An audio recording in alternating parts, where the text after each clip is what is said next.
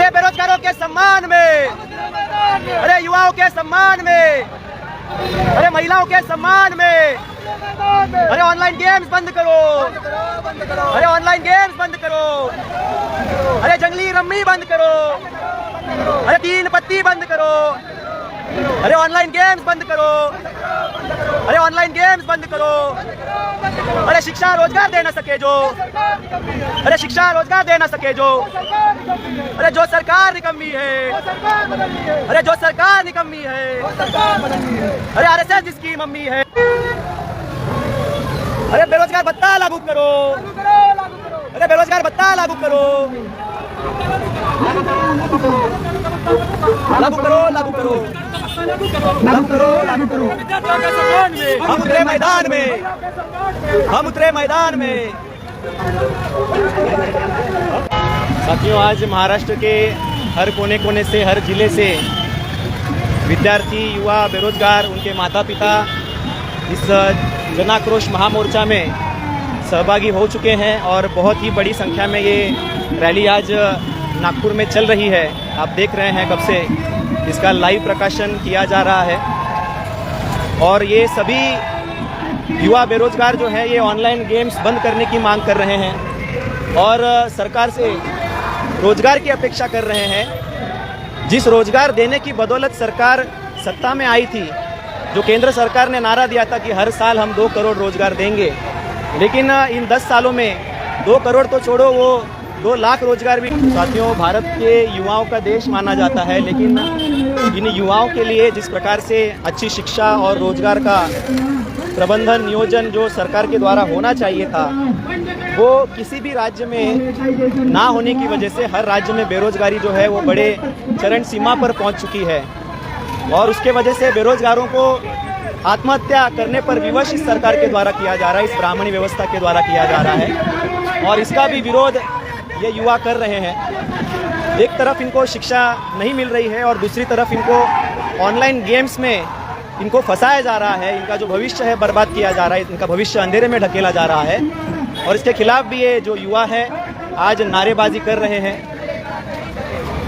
जो new education policy 2020 में लाई गई है, ये एजुकेशन पॉलिसी भी हमारे युवा 2 करोड़ रोजगार दे ना सके जो, अरे 2 करोड़ रोजगार दे ना सके जो, अरे महिलाओं को सुरक्षा दे ना सके जो, अरे महिलाओं को सुरक्षा दे ना सके जो, अरे जो सरकार निकम्मी है, अरे जो सरकार निकम्मी है, अरे कांग्रेस बीजेपी ने क्या किया, अरे कांग्रेस बीजेपी ने क्या किया, अरे ऑनलाइन गेम्स बंद करो, अरे ऑनलाइन गेम्स बंद करो, अरे निजीकरण को बंद करो, अरे कॉन्ट्रैक्ट भर्ती बंद करो, अरे 2 करोड़ रोजगार दे ना सके जो, अरे 2 करोड़ रोजगार दे ना सके जो।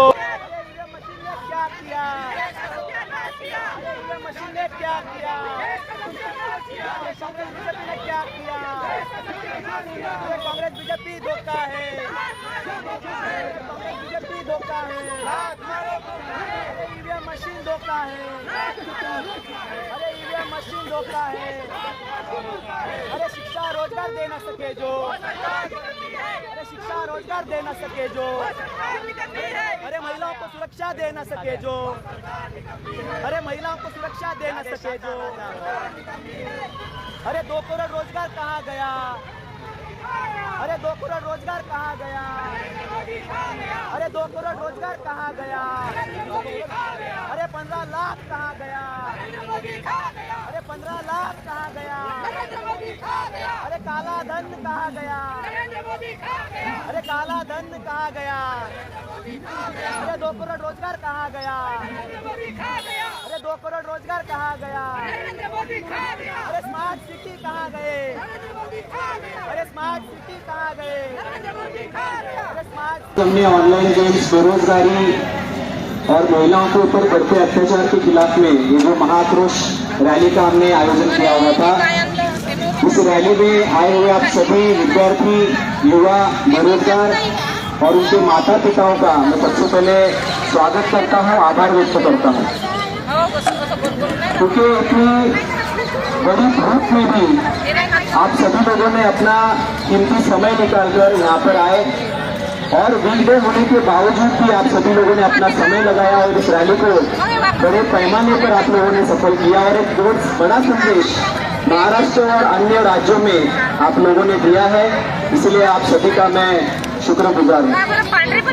साथियों, ये रैली करने के पीछे का जो खास मकसद है वो ये है कि आज आप देखते हैं कि देश में जो केंद्र सरकार है, ये केंद्र सरकार सत्ता में आने से पहले इन्होंने 2014 में ऐसा वादा किया था कि हम हर साल 2 करोड़ रोजगार देंगे। यानी बेरोजगारी के मुद्दे को आधार बनाकर उन लोगों ने ऐसा स्टेटमेंट किया, नरेंद्र मोदी ने ऐसा स्टेटमेंट किया कि हम हर साल हम 2 करोड़ रोजगार देंगे। ऐसा कहकर वो सत्ता में आए और आज 10 साल बीतने के बावजूद भी 2 करोड़ तो छोड़ो, वो 2 लाख सरकारी नौकरियां भी नहीं दे पाए। वो 2 लाख सरकारी नौकरियां भी पैदा नहीं कर पाए और साथ ही जो नौकरियां या जो भी भर्तियां वो जाहिर कर रहे हैं, घोषित कर रहे हैं, उसकी घोषणा होने के बावजूद भी विद्यार्थियों से एग्जाम फॉर्म भरवाने के बावजूद भी पेपर लीक करवाए जाते हैं, बड़े पैमाने पर भ्रष्टाचार किया जाता है। और जो हमारे विद्यार्थी जो कई सालों से मेहनत कर रहे हैं, पढ़ाई कर रहे हैं, उन्हें ऐसा लगता है कि एक दिन हम अफसर बनेंगे, अधिकारी बनेंगे, हमारे माँ बाप का सपना साकार करेंगे, लेकिन पेपर लीक होने की वजह से उनका जो सपना है वो अधूरा का अधूरा रह जाता है और जो उनका एज क्राइटेरिया है, एज बार है, वो भी दिन ब दिन गुजरता जा रहा है। हर साल उनका एज जो बार है वो खत्म होते जा रहा है और उसकी वजह से देश के अंदर बेरोजगारी और ज्यादा बढ़ती जा रही है। तो साथियों, ये जो बेरोजगारी का मुद्दा है, ये बेरोजगारी का मुद्दा गरीबी से या पैसों के मामले से जुड़ा हुआ नहीं है। ये सरकार हमारे SC, ST, OBC के बहुजन विद्यार्थियों को, युवाओं को प्रतिनिधित्व से वंचित करना चाहती है। जो शासन प्रशासन में SC, ST, OBC का प्रतिनिधित्व जो जाना चाहिए था, जिस पर्याप्त संख्या में हमारा प्रतिनिधित्व वहां पर पहुंचना चाहिए था, वो ना पहुंच सके, इसके लिए जो षड्यंत्र किया जाता है वो है बेरोजगारी, वो है पेपर लीक, वो है नीट स्कैम और इनके तहत हमारे विद्यार्थियों को, हमारे युवाओं को प्रतिनिधित्व से वंचित किया जाता है। तो इस प्रकार से साथियों, आज देश में बेरोजगारों के ऊपर इतना अत्याचार हो रहा है, एज बार क्रॉस हो जाने की वजह से जो हमारे विद्यार्थियों का सपना अधूरा रह जाता है, इसके वजह से हमारे जो युवा है, जो पढ़े लिखे हैं, वो आत्महत्या करने पर उनको मजबूर किया जा रहा है। समाज के अंदर उन्हें अस्पृश्यता का व्यवहार उनके साथ में किया जाता है। जब वो लोग 6-6 साल से 10-10 साल से तैयारी करते हैं और उनके हिस्से में कोई भी सीट नहीं लगती, जब वो अधिकारी नहीं बन पाते हैं तो समाज के अंदर उनको पूछा जाता है, क्या हुआ, 10 साल से पढ़ाई कर रहे हैं, क्या हुआ, तो अधिकारी बनने वाला था, क्या हुआ।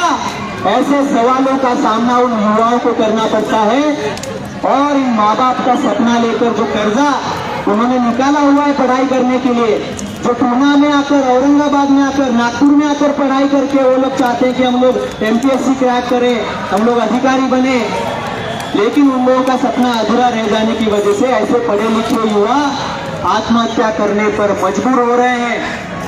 जो प्रतिदिन 38 सुशिक्षित बेरोजगार आत्महत्या कर रहे हैं, उसमें से सबसे ज्यादा पढ़े लिखे लोग हैं, क्योंकि उनके साथ में डिस्क्रिमिनेशन का व्यवहार साथियों किया जा रहा है।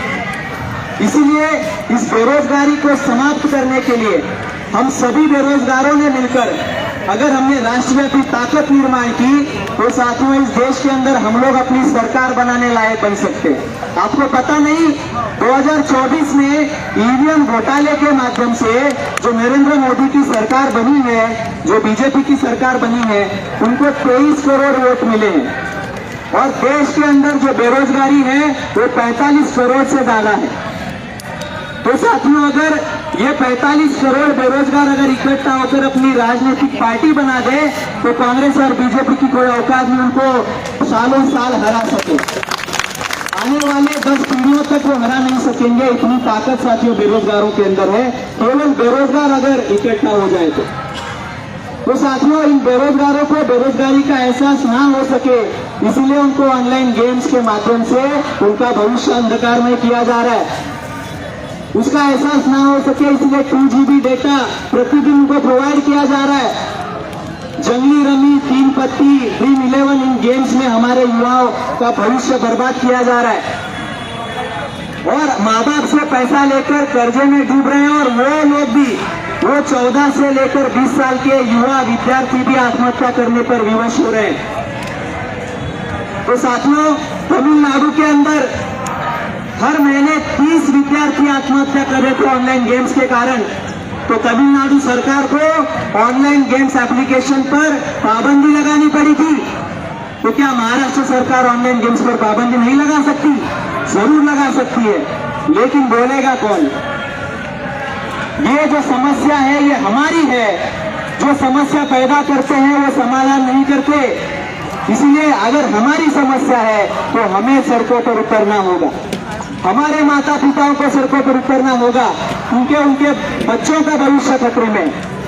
तो ऑनलाइन गेम्स को हटाना है तो हमारे माँ बाप ने सड़क पर उतरकर सरकार के सामने अपील करनी होगी, गुहार लगानी होगी, उनसे न्याय मांगना होगा कि हमें ये ऑनलाइन गेम्स महाराष्ट्र में बंद करना है। और साथियों जो सेलिब्रिटी जिसको प्रमोट करते हैं, आज इस कार्यक्रम के, आज इस धरना, इस रैली के माध्यम से साथियों हम लोग उन सेलिब्रिटीज के मुंह पर, जो हमारी माताएं यहाँ पर आई हुई है, सभी चप्पल मार के, जूते मारकर उनका निषेध व्यक्त करेंगे, ताकि आने वाले समय में कोई भी सेलिब्रिटी ऐसी ऐड करने की हिम्मत ना करे। दूसरी बात साथियों, इस आज के इस रैली के माध्यम से मैं सचिन तेंदुलकर को यह बताना चाहता हूँ कि जो भारत रत्न उसको मिला है वो भारत रत्न लौटा दे।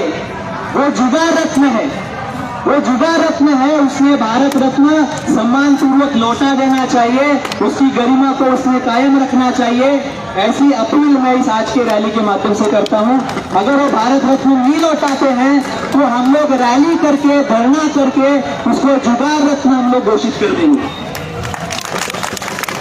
साथियों आने वाले समय में ये जो हमारी बेरोजगारी बढ़ रही है और हमारे विद्यार्थियों को जो शिक्षा से वंचित किया जा रहा है, इसके पीछे सरकार अलग अलग पॉलिसीज बनाकर काम कर रही है, जिसमें सबसे बड़ी जो पॉलिसी है वो न्यू एजुकेशन पॉलिसी।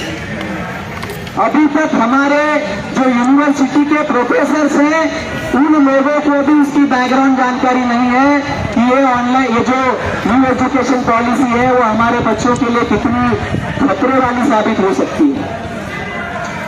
इसमें हमारे जो माध्यमिक शिक्षा वाले जो बच्चे हैं उनको स्किल एजुकेशन के नाम पर जातिगत और परंपरागत व्यवसाय सिखाने का काम ये न्यू एजुकेशन पॉलिसी करेगी, जिसमें हमारे बच्चों को नाई काम, तेली काम, माली काम, कुर्मी काम, धोबी काम सिखाया जाएगा।